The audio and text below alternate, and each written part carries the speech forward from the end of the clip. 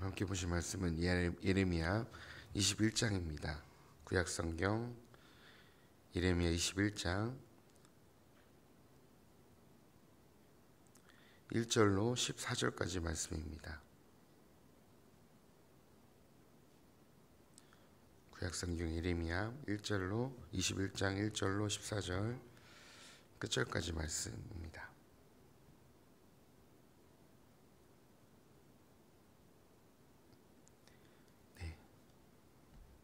조금 길지만 1절로 14절까지 함께 다 찾으셨으면 봉독하도록 하겠습니다. 여호와께로부터 예레미야에게 말씀이 임하시니라. 시드기야 왕이 말기야의 아들 밧술과 제사장 마아세야의 아들 스바냐 예레미야에게 보내니라.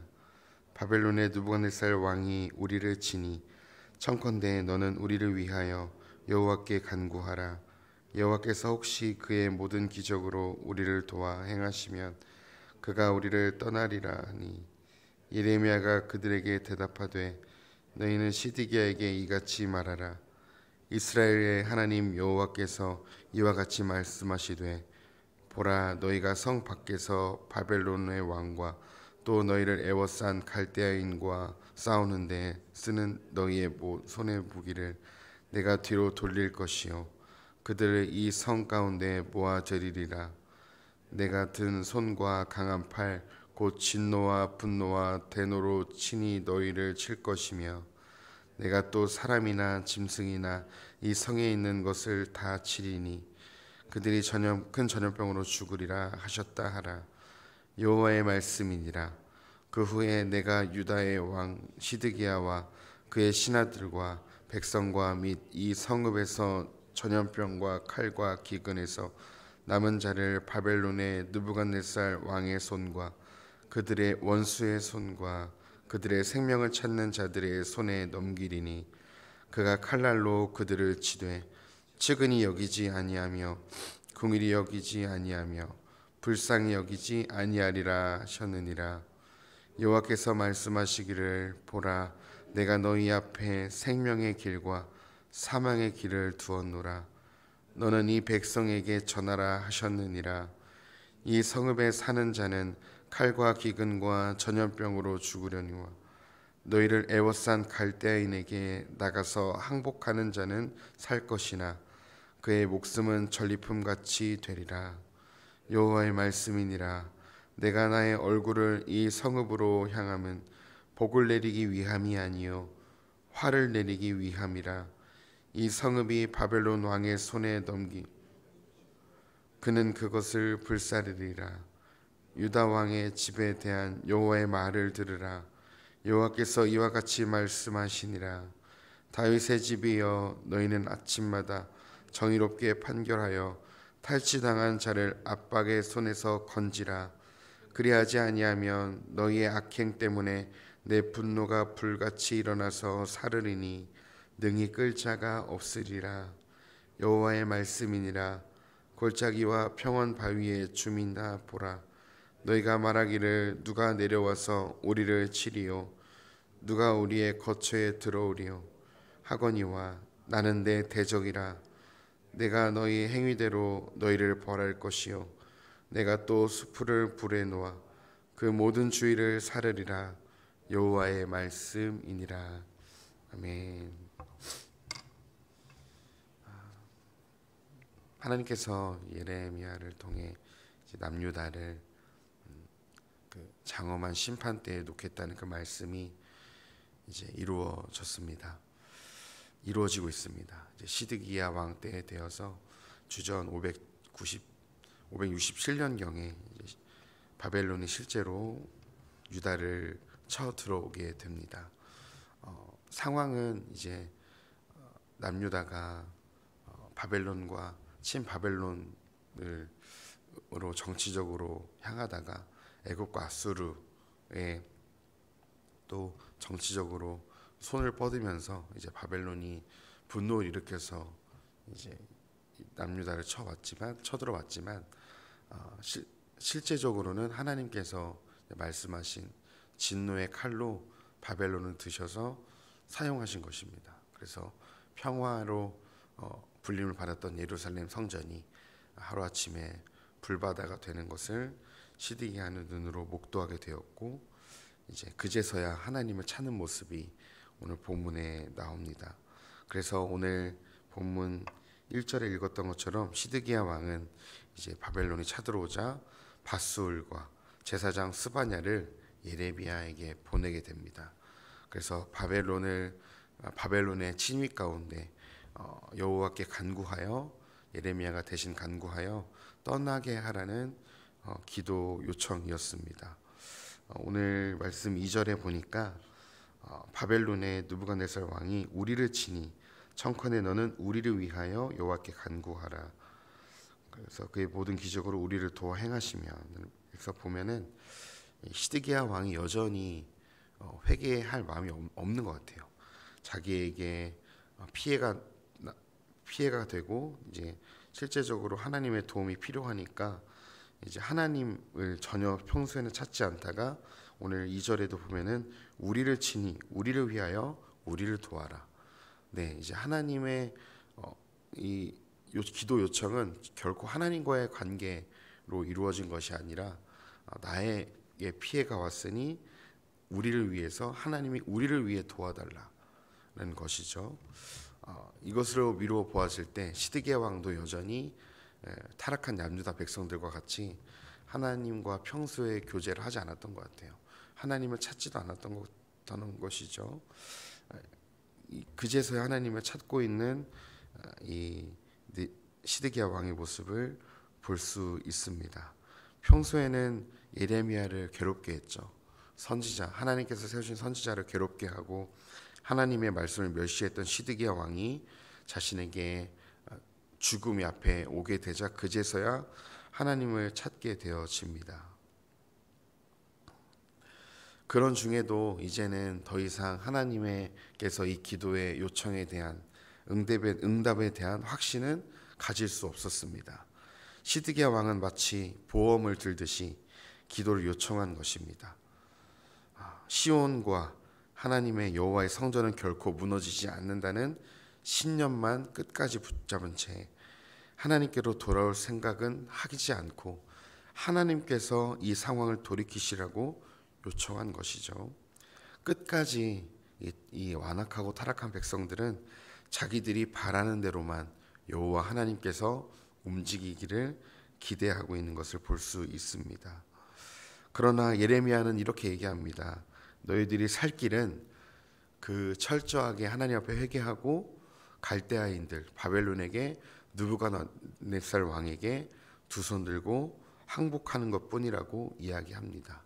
이제 이 땅은 칼과 전염병과 기근으로 다 모두 하나님께서 멸하실 것이고 남은 자들도 바벨론의 포로로 끌려가게 하실 것이니 이 심판에 너희가 할 수 있는 것은 두 손 들고 바벨론 왕에게 항복하여서 무릎 꿇는 것뿐이라고 이야기하는 것입니다.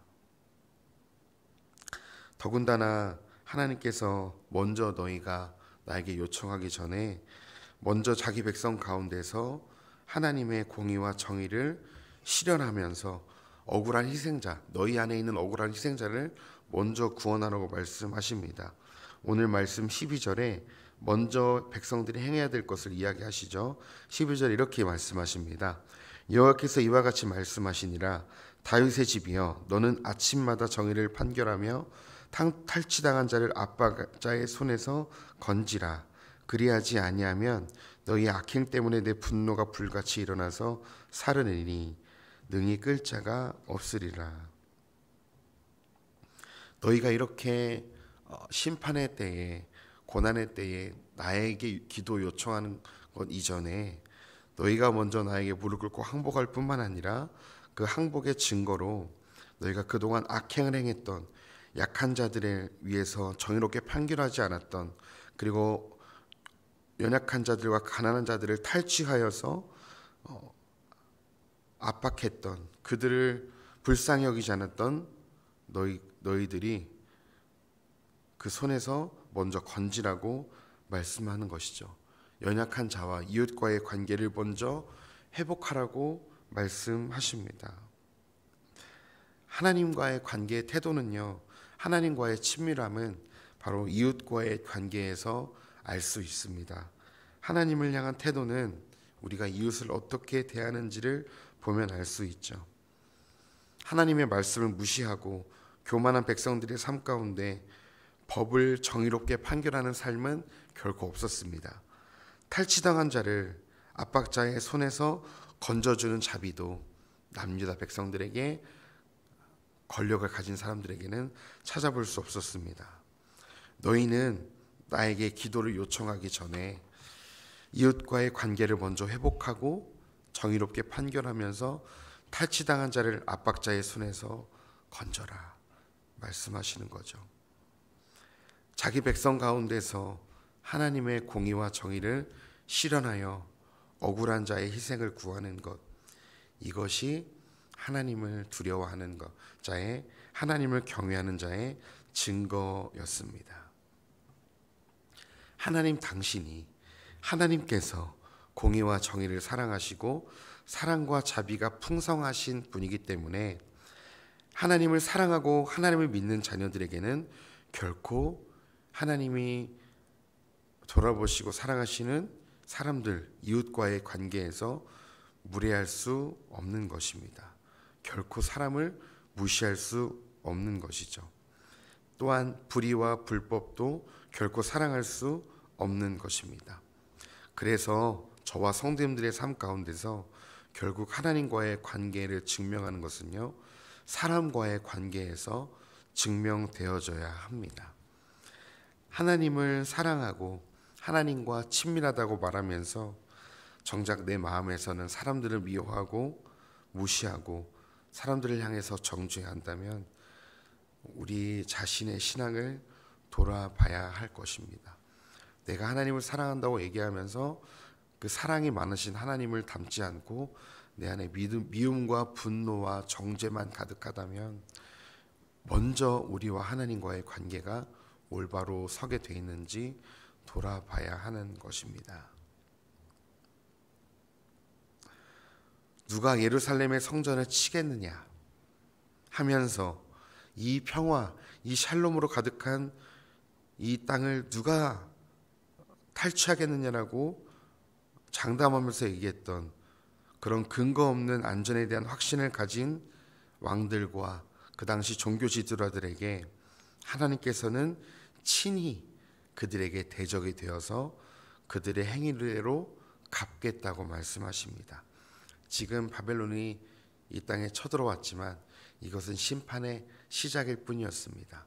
하나님의 말씀을 버려버리고 생명의 근원이신 하나님을 멀리했던 결과였습니다. 바벨론이 오기 전에 하나님께서 자기의 백성의 무기를 회수하고 전염병으로 예루살렘을 치실 것이라고 말씀하십니다. 그래서 백성들은 아무도 대응 못하게 만드시고 바벨론의 마음에서 인간적인 연민도 거두셔서 잔혹하게 짓밟게 하실 것이라고 말씀하십니다. 오늘 말씀을 좀 정리해 보겠습니다. 하나님은 평소와 자기와 친밀하게 교제하지 않았던, 평소에 하나님과 돈독하게 하지 않았던 이 백성들의 삶을 보면서 하나님은 결코 이 백성들의 요청에 이용당하는 분이 아니었습니다. 하나님은 인격이시기 때문에 하나님은 결코 이 화를 돌이키지 않으셨습니다. 그 심판의 진노의 촛대를 꺾지 않으시고 이 백성들에게 처절한 심판을 허락하십니다. 이것은 하나님의 무자비 아니함이고 하나님께서 백성들의 심판을 즐거워하신 분이라는 것을 보여주는 것이 아니라 이 처절한 심판을 통해서 하나님께서 백성들을 만들고 싶어 하시는 모습은 바로 두 손 들고 하나님 앞에 고꾸라져 항복하는 것을 하나님께서 보게 하시기 위함이었습니다. 결국에는 이 고난과 심판을 통해서 하나님 앞에 꿇어 엎드리게 하시고자 하는 하나님의 자비의 결정이었습니다.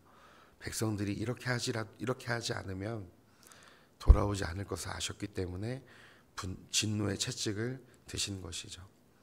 때로는 저와 성도님들에게도 하나님의 말씀을 깨닫게 하시기 위해서 우리의 가정을 통해서, 남편과 자녀와 아내와 관계를 통해서, 또 내 직장과의 관계를 통해서 하나님은 고난을 허락하실 때도 있습니다. 환난을 주실 때도 있어요. 그것은 하나님께서 우리를 멸하고 고꾸라뜨리시기 위함이 아니고 결국에는 우리를 하나님께로 돌아오게 하시기 위함임을 기억하셨으면 좋겠습니다. 하나님이 우리를 그렇게 사랑하시기 때문에 우리에게 채찍을 들어서라도, 우리에게 고난을 주시면서라도 우리를 변화시키셔서 결국에는 우리를 찾으시겠다는 하나님의 사랑의 증거가 바로 고난인 것입니다. 그래서 그 고난의 터널을 지날 때에는 힘들 수 있고 어려울 수 있고, 정말 하나님 왜 이러시냐고 우리가 하나님 앞에 불평할 수도 있지만, 결국에는 하나님은 그 고난의 잔을 통해서 우리에게 가장 좋은 것을 주기를 원하시는 자비의 하나님이신 것을 기억해 주십시오. 그래서 우리가 하나님 앞에 할 수 있는 최선은, 하나님, 저에게는 하나님이 없으면 아무것도 할 수 없습니다. 하나님이 도와주시지 않으면 내가 한 발자국도 걸어갈 수 없습니다. 하나님 앞에 두 손 들고 항복하는 것이 우리가 취할 수 있는 가장 지혜로운 태도인 것입니다. 그 하나님 앞에 더 무릎 꿇으십시오.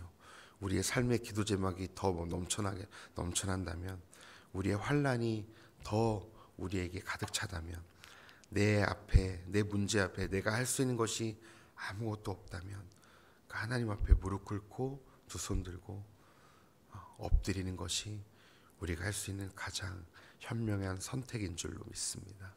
그 하나님 앞에 오늘도 무릎 꿇으시며 철저히 항복하며 회개할 것이 있다면 하나님 앞에 회개하며 나아가시는 복된 나준석교회 성도님들이 되시기를 간절히 소망합니다. 기도하겠습니다. 하나님, 오늘 시드기야 왕과 그 백성들의 모습을 보면서 그들의 교만함과 그들의 악행과 그들이 하나님을 가까이 하지 않음이 때로는 우리들의 모습임을 고백합니다.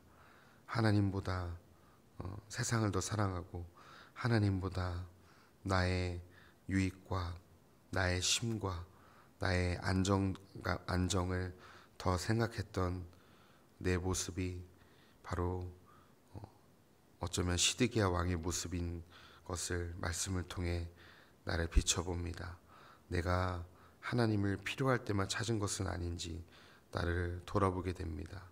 주님, 우리가 더 이상 필요할 때만 찾는, 하나님의 도움이 필요할 때만 내가 하나님을 찾는 그런 어린아이 같은 신앙을 이제 벗어나 하나님과 인격적인 관계로 내 삶이 평탄하고 평안할 때에도, 형통할 때에도 하나님을 친밀히 찾으며 하나님을 가까이 할 수 있도록 우리에게 성숙된 신앙으로, 그런 믿음으로 허락하여 주시옵소서.